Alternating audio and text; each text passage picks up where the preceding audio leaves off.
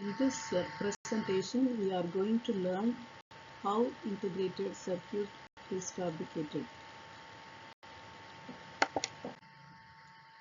First, we will see what are all the advantages of integrated circuit and what is integrated circuit. IC is a miniature low-cost electronic circuit consisting of active and passive components that are irreparably joined together on a single crystal chip of silicon. The following are the advantages of using integrated circuit: increased operating speed, matched devices, improved function performance, increased system reliability, cost reduction, reduction in power consumption, miniaturization that results in increased equipment density. Next, we are going to see about the classification of ICs. Depending upon the functional utility, and depending upon the structural considerations, ICs are classified. So, depending upon the functional utility, the ICs are classified as digital IC and linear IC. And depending upon the structural consideration, it is classified as monolithic IC and hybrid IC. In monolithic IC, all circuit components, both active and passive elements, and their interconnections are pictured into a single chip of silicon. In hybrid IC, separate component parts are attached to a ceramic substrate and interconnected by means of either metallization pattern or wire bonds. Next, we are going to see about the 4 distinct layers of silicon planar technology. So, before going into the IC fabrication, we are going to see what are the layers available in silicon planar technology. Layer 1, it is a P-type silicon substrate upon which the integrated circuit is fabricated. Layer 2, it is a thin N-type material grown as a single crystal extension of the substrate. All active and passive components are fabricated within this layer using selective diffusion of impurities. Layer 3, it is a thin SiO2 layer for preventing diffusion of impurities wherever not required using photolithography technique. Layer 4, it is an aluminum layer used for obtaining interconnection between components. Next, we are going to see what are all the basic processes which are available in basic silicon planar technology. Number 1, silicon wafer preparation. Number 2, epitaxial growth. 3, oxidation. 4, photolithography. 5, diffusion. 6, ion implantation.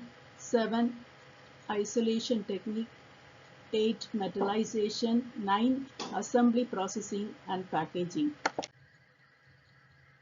The following are the steps used in the silicon wafer preparation: crystal growth and doping, ingot trimming and grinding, ingot slicing, vapor polishing and etching, vapor cleaning. So for the preparation of silicon ingots, we are using Sokolsky crystal growth process. So this process is used for producing single crystal silicon ingots. Polycrystalline silicon together with an appropriate amount of dopant is put in a quartz crucible and is placed in a furnace. The material is heated in a boat to a melting point of 1420 degrees Celsius. A single crystal rod of silicon called a seed crystal is then dipped into the silicon melt and slowly pulled out as shown in the figure.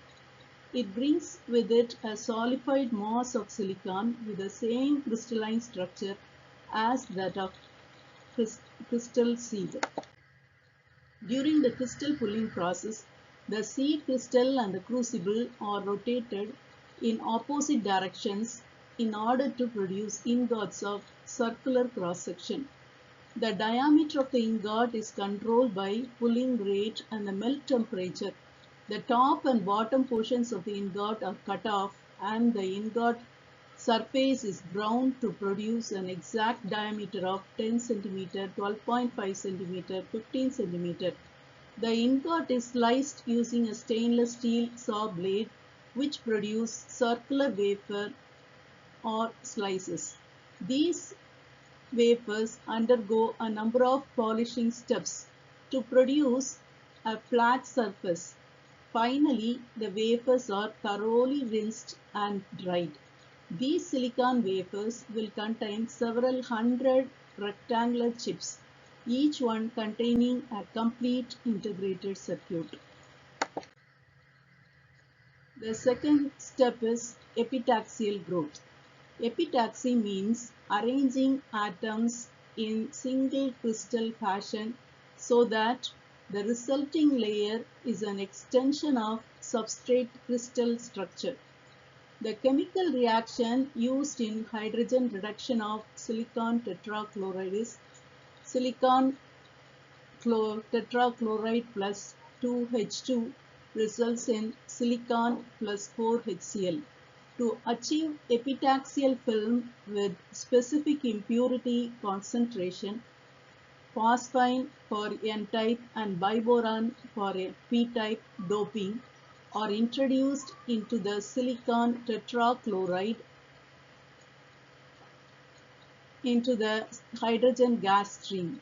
This process is carried out in a reaction chamber consisting of a long cylindrical quartz tube encircled by an RF induction coil. Silicon wafers are placed on a rectangular graphic rod called a boat. This boat is placed in the reaction chamber where the graphite is heated to a temperature of 1200 degrees Celsius. The various gases are introduced into the system through the control console for the growth of desired epitaxial layer. The silicon wafers are placed on a rectangular graphite rod called a boat as shown in the figure. This boat is placed in the reaction chamber where the graphite is heated to a temperature of 1200 degrees Celsius. The various gases shown here are introduced into the system through the control console for the growth of desired epitaxial layer. Next step is oxidation. Silicon dioxide has the property of preventing the diffusion of all the impurities through it. It is used because of the following reasons. SiO2 is an extremely hard protective coating. It stands against any contamination and it is unaffected by all reagents except hydrofluoric acid. By selective etching, diffusion of impurities through carefully defined windows in the SiO2 can be accomplished to fabricate various components. Silicon wafers are stacked in a quartz boat and inserted into the quartz furnace tube. Silicon wafers in the quartz boat are heated to 950 to 1115 degrees Celsius and exposed to oxygen and water gas. The chemical reaction is SiO2 plus H2O gives Si and 4HCl. This oxidation process is called thermal oxidation. The thickness of the oxide layer is 0.02 to 2 micrometer. The next step involved is photolithography. This photolithography involves photographic mask and photo etching. Photographic mask. It is in photolithography, the dopant or impurity is deposited on certain region of wafer and at the same time remaining portions are perfected against doping. This requirement can be fulfilled by using mask. First, entire wafer is covered by a protective layer and then protective layers removed from the selected region. The following steps are used for making this photographic mask. First one is photo mask generation, deposition of photoresist on the wafer. Third step is pattern transferring on the surface of the wafer. Fourth step is radiation from the radiating source or directed to the wafer through photomask. The last step is rays travel through the transparent portion of the pattern only while opaque portions block the radiations. So the next step in photolithography is photo etching. So after photo mask preparation, photo etching is done. It is used for the removal of SiO2 from the desired regions so that desired impurities can be diffused. The wafer is coated with a film of photosensitive emulsion, Kodak photoresist KPR.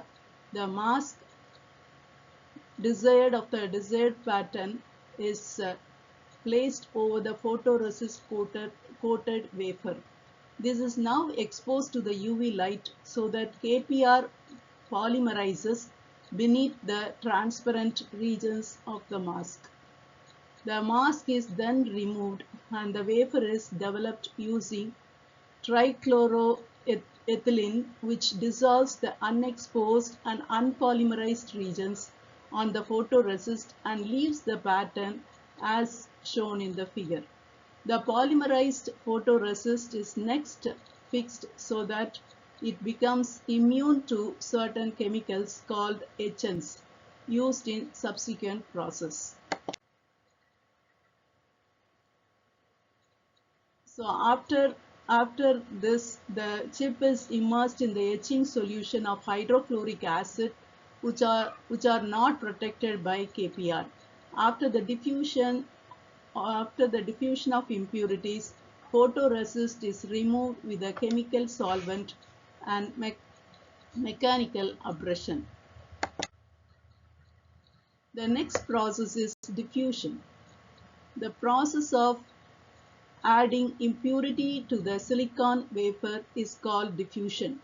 It is used to form emitter, base, and collectors in BJT and to form source and drain in MOSFET.